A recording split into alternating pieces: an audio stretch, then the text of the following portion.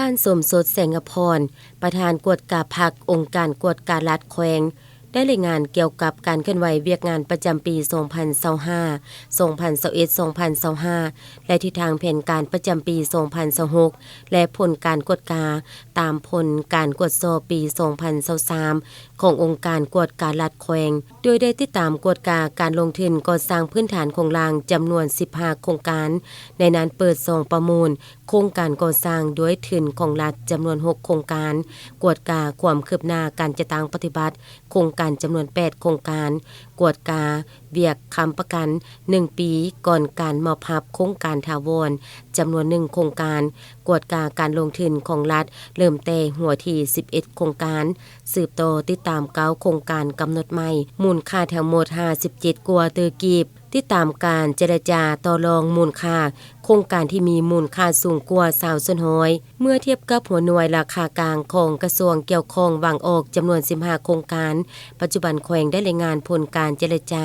ต่อรองมูลค่าโครงการ5องค์การกวดกาแห่งรัฐตามบทรายงานฉบับเลขที่235/คบสลงวันที่7ธันวาคม2022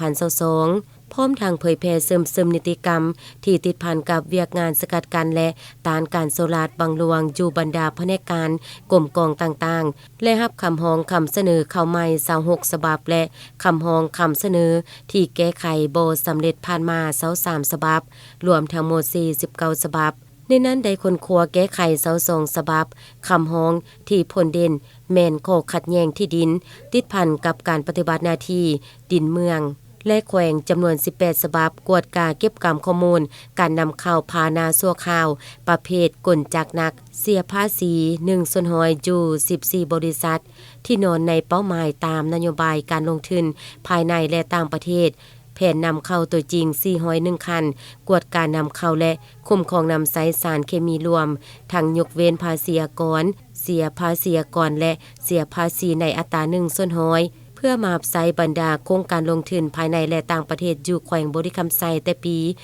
2023-2024 มีทั้งหมด41บริษัทรวมสารเคมีนำเข้าทั้งหมด